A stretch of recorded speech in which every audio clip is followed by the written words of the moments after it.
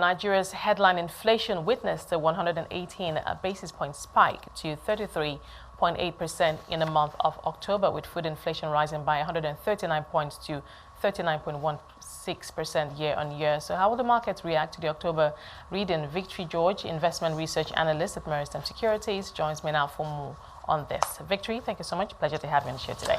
Thanks for having me, Esther. Well, I guess we all saw this coming with the hike in price of petrol and, of course, every other thing else in the country going up, especially food items, these numbers. But were you expecting this much of a climb?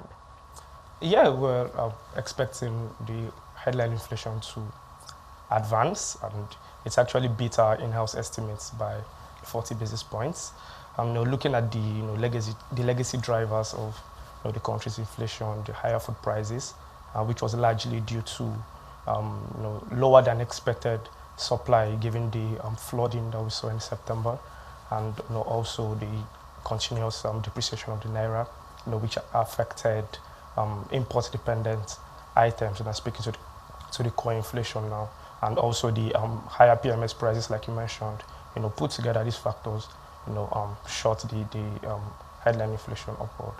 And what about, core? Where does this leave core inflation? I know this is one area that the MPC, at least at the last meeting, and also previous comments of the CBN governor, is quite concerned about that.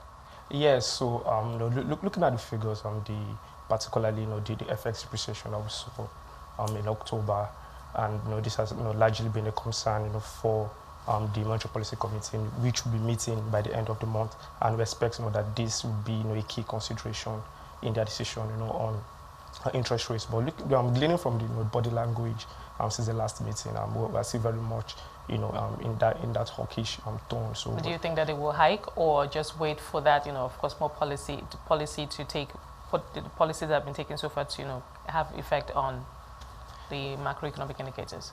Well, looking at the inflation figures that just came in, the large expectation from the gleaning from the outcome of the last meeting, and some of the things that the CBN governor said, we are very still much in that hawkish cycle. So we're expecting to see that hawkish tone, however marginal, but very possible that we see a likely hawkish stance again. Right. Where does this leave investors at the fixed income market? Now we're seeing a further widening between, of course, interest rates and where yields returns are for investors. Should we expect a movement in rates, yields? Yeah, for the fixed income market, the market has largely been bearish since the last MPC meeting. We expect the bear flattening of the yield curve to persist, given that investors are already pricing in a possible rate hike again, and which is would largely influence rates, especially at the shorter end of the curve, going up, and largely, we still expect that investors continue to demand for higher rates, and like we saw at the last CBS auction, where the stop rates advanced across the offered instruments. So we expect that to continue to spur a bearish bias in the fixed income space. Well, let's talk about equities and investors. This is the last trading day for the week, so obviously we'll probably see more better reaction on Monday. What do you expect? Well, like I mentioned, investors have largely priced this in. However, the equities market, has witnessed, looking at trading activities this week, more of a mixed sentiment. The market's closing down, twice out of the 4 trading days that we've had so far, and it's largely been, backing hunters, and also, sell buyers on some tickers. So we expect that investors, would largely react to these numbers, and trading activities next week, would largely shape. These figures will largely shape, investors' trading activities, especially, on tickers that would largely be impacted by the inflationary pressure on these figures. Right. So what would the key highlights for you this week? We're looking at the stories from Access Bank to acquire Mauritius-based Afrasia Bank. We know obviously numbers were good. Investors are quite keen on this bank. There's UB, of course, a rights issue, and 1 or 2 other stories. But what were the main highlights for you this week?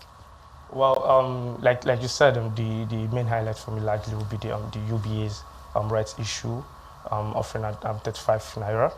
For existing rates. Yeah, for existing. So investors would largely, decide, to existing investors for UBA will likely decide, whether to take up their rights, because seeing the current price of UBA currently at around 31 naira 60 kobo.